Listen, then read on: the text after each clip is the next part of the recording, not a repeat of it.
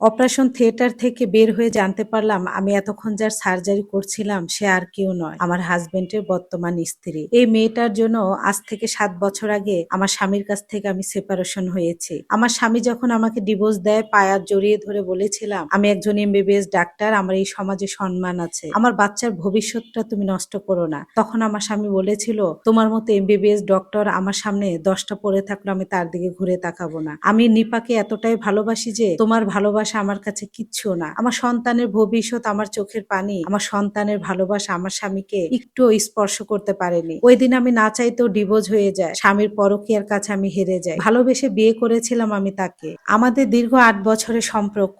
আমার বাবা মাকে আমি রাজি করিয়ে তারপর আমার হাজবেন্ডকে বিয়ে করে। আমি একজন এমবিবিএস ডক্টর, আমার হাজবেন্ড একজন কোম্পানিতে জব করে। আমার বাবা চেয়েছিল যে আমি আরো ভালো জায়গায় যেন বিয়ে করি, কিন্তু আমি ওকে এতটাই ভালোবাসতাম যেটা বলার বাহিরে। আমার হাজবেন্ড যে আমাকে ভালোবাসতো না বিষয়টা এরকম না। আমি আমার বাবা মা না চাইলেও আমি বিয়ে করতাম, এজন্য বাবা মান সম্মান রক্ষা করার জন্য আপোষে বিয়েটা দিয়ে দেয়। বিয়ের পর খুব ভালো যাচ্ছিল। 1 বছর পর থেকে উপলব্ধি করতেছিলাম আমার হাজবেন্ড আমার থেকে অন্য নারীদের প্রতি আসক্ত বেশি।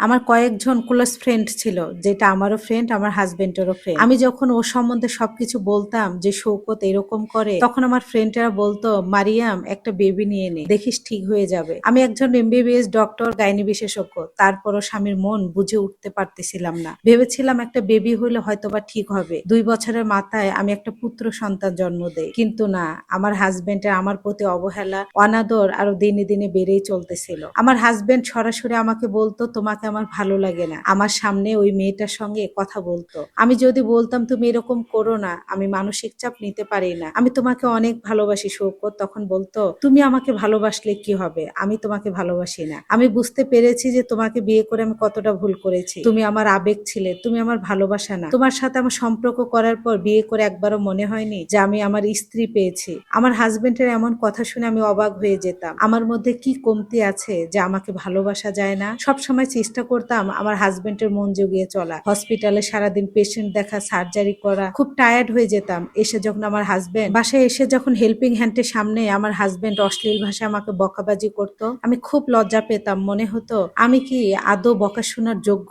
আমি কি আদৌ ভালো মানুষ না? আমার বাচ্চাটা পর্যন্ত আমার হাজবেন্ডের মিসবিহেভ দেখে ভয় পেত, ওর বাবার কাছে যেতে পর্যন্ত চাইতো না। সবসময় আমাকে বলতো তোমার সঙ্গে এক ছাদের নিচে থাকতেই আমার ঘৃণা লাগে, তুমি ছেড়ে দাও আমাকে, আমি তোমার সঙ্গে সুখী হতে পারবো না। মেয়েটাকে যে কত কথা বলতো ফোনে আমার সামনে, আমি সেটা নিতে পারতাম না। একটা স্কুল শিক্ষিকাকে আমার হাজবেন্ড এতটা ভালোবাসতো, তার ভালোবাসা আমি একজন এমবিবিএস ডক্টর সুন্দরী হয়ে অর্জন করতে পারিনি। শ্বশুর শাশুড়িকে বলতাম তার ছেলের পরিবর্তন, কিন্তু তারা কিছুই বলতো না। আমি একটা জিনিস খুব ভালো করে বুঝতাম, স্বামী যদি কোনো নারীকে অবহেলা করে, শ্বশুর শাশুড়ি তাকে কখনোই সাপোর্ট করে না। একটা পর্যায়ে এভাবেই সহ্য করে যাচ্ছিলাম 4 বছর। আমার বিয়ের এখন 7 বছর। আমার বাচ্চাটাও বড় হয়ে গিয়েছে। আমি চেয়েছি শৌকত হয়তো আস্তে আস্তে ঠিক হয়ে যাবে, কিন্তু আমি দিনে দিনে এতটাই মানসিক ভাবে অসুস্থ হয়ে যাচ্ছিলাম যে যেটা বলার বাহিরে।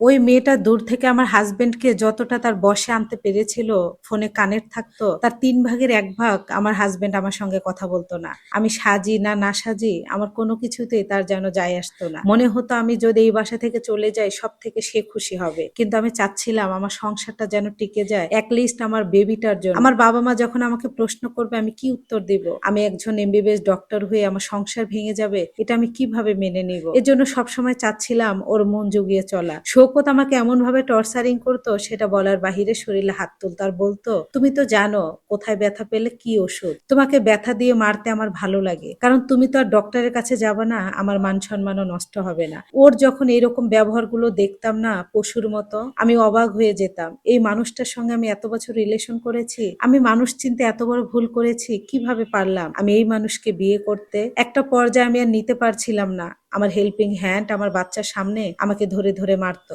একদিন আমার একটা হেল্পিং হ্যান্ড বলেই উঠলো, ম্যাডাম কিছু মনে না করলে আপনাকে বলবো, আপনি এরকম স্বামীর কিভাবে সংসার করেন? আমরা গরিব মানুষ, তবু এরকম স্বামী সংসার করতাম না। ওই দিন আমার খুব ইগোতে লেগেছিল। আমার হেল্পিং হ্যান্ডের কথা শুনে আমি চিৎকার করে কান্না করেছিলাম। মনে হচ্ছিল যে আমার ভিতরের কথাগুলো ওর কাছে আমি প্রকাশ করতে চাই, কাউকে পাচ্ছি না যে তাকে জড়িয়ে ধরে বলবো আমার হাজবেন্ড আমাকে কতটা কষ্ট দিচ্ছে। আমার বাবা, আমার বোন, আমার মাকে কাউকেই বলতে পারতাম না, কারণ তারা চায়নি তার সাথে বিয়ে দিতে। বলেছিল আমার বাবা মিডল ক্লাস একটা ফ্যামিলির ছেলে উঠে আসে একজন শিক্ষিত, সেই ফ্যামিলিতে তোমার সাথে সম্বন্ধ করা ঠিক হবে না। কিন্তু আমার বাবার অবাধ্য হয়ে সেদিন আমি ওকে বিয়ে করি। এজন্য আমার ভিতরে কষ্টটা আমি নিতে পারছিলাম না। আমার হাজবেন্ডকে একদিন আমি বলেই ফেললাম, তুমি আমাকে এভাবে কেন টর্চারিং করো, আমি জানতে পারি? তখন বলে, আমি তোমাকে ভালোবাসি না, তুমি আমাকে ছেড়ে দাও, তোমার কাবিনের টাকা আমি দিতে পারবো না, তুমি বোঝো না আমি তোমার সাথে কেন এমন করি, তুমি আমার জীবন থেকে সরে যাও, আমি না হলে তোমার উপরে টর্চারিং আরো বাড়িয়ে দিব। আমার স্বামীর এমন কথা শুনে ওই দিন আমি আমার বাচ্চাটাকে নিয়ে বাসা থেকে বের হয়ে এসে নিজেই তাকে ডিভোর্স দিয়ে আমার বাবার বাড়িতে চলে যাই। তারপর আমার বাবা মাকে সবকিছু বলি। আমার বাবা মা বলে, ওই ফ্ল্যাট তোমার টাকার আর ওই ফ্ল্যাটের অংশীদার তুমিও, কারণ আমার ওই উইলটা করা ছিল আমার হাজবেন্ড আর আমার নামে। যখন ওই পশুটার কাছ থেকে আমি সরে এসেছি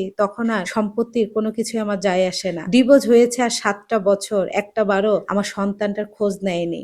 তবু কেন জানি ওর প্রতি আমার এক বিন্দু ভালোবাসা কমেনি। কতদিন যে মন খুলে হাসি না, মন খুলে ঘুমাই না, বলতে পারবো না। এতক্ষণ আমি অপারেশন থিয়েটারে যেই মেয়েটার অপারেশন করে একটা ছেলে বেবি বের করলাম, অপারেশন থিয়েটার থেকে বের হয়ে বুঝতে পারলাম এটা আর কেউ নয়, আমার হাজবেন্ডের বর্তমান স্ত্রী। এই মেয়েটার জন্য আমার সংসারটা ভেঙে গিয়েছে। আমার হাজবেন্ড আমার চোখের পানি, আমার সন্তানের ভবিষ্যৎ, আমার ভালোবাসা একটুও তার মন স্পর্শ করতে পারেনি। এই মেয়েটাকে আমি নিজ চোখে দেখিনি, তবে ফোনে রিকোয়েস্ট করেছিলাম, বোন তুমি আমার সংসারটা ভেঙো না। মেয়েটা বলেছিল যে আমার হাজবেন্ড নাকি ওকে ছাড়া বাঁচবে না, আমাদের ডিভোর্স হয়ে যায়। আমি ডিভোর্স নামের কলঙ্ক নিয়ে দিনের পর দিন বেঁচে আছি। কতদিন যে মন খুলে হাসি না, ঠিক বলতে পারি না। এক সেকেন্ডের জন্য আমি তাকে ভুলতে পারি, কারণ আমি তাকে জীবনের চাইতেও বেশি ভালোবাসি। আমার মাসুম বাচ্চাটার বাবা হিসাবে 7টা বছরে একটা বার ফোন করে আমার বাচ্চাটার খোঁজও নেয়নি। আমার বাচ্চাটা বাবার চেহারা ভুলেই গিয়েছে। আর আমি নিজে হাতে অপারেশন করে তার দ্বিতীয় স্ত্রী সন্তানকে তার হাতে তুলে দিলাম। তার যখন আমার ফাইলটা চোখের সামনে অপারেশন করার আগে এসেছিল, নাম দেখে ভিতরে একটু চমকে উঠেছিল। তবে ভেবেছিলাম আমার হাজবেন্ডের নামে তো আরো মানুষের নাম থাকতেই পারে, কিন্তু এটা যে আমার হাজবেন্ডের বর্তমান স্ত্রী আমি এটা ভাবতেই পারি। অপারেশন থিয়েটার থেকে বের হয়ে দেখি আমার হাজবেন্ড ওই বাচ্চাটাকে নিয়ে এদিক সেদিক হাঁটাহাঁটি করতেছে, তার ওয়াইফের জন্য অপেক্ষা করতেছে কখন তাকে অপারেশন থিয়েটার থেকে বের করে দেওয়া হবে। আমি তাকে চিনতে পারলেও মাস্ক পরা সে আমাকে চিনতে পারেনি। 7 বছর পর তাকে আমি দেখলাম। ডিভোর্সের পর তার ফেস, তার কণ্ঠ শোনা হয়নি। বাচ্চাটাকে নিয়ে সে খুব খুশি, বাচ্চাটাকে বারবার পাপ্পা দিচ্ছে, দেখে দুমড়ে মুচড়ে ভেঙে যাচ্ছে। অন্যদিকে আমার সন্তানটা বাবার ভালোবাসা থেকে প্রতিনিয়ত বঞ্চিত হচ্ছে। জানি না, মানুষ বলে সুন্দরী হলে নাকি হাজবেন্ড ভালোবাসে, আমি বলি না। পরকীয়ার কাছে সুন্দরী শিক্ষিতা কোনো কিছু আটকায় না, সবকিছুতে হার মেনে যায়। আমি সুন্দরী শিক্ষিতা ডক্টর হওয়ার পরেও স্বামীর ভালোবাসা আটকাতে পারিনি। পরকীয়ার কাছে আমার চোখের পানি, সন্তানের ভবিষ্যৎ নষ্ট হয়ে গিয়েছে। এটা একটা আপুর লাইফ হিস্ট্রি। সত্যি পরকীয়া কোনো কিছুই আটকায় না।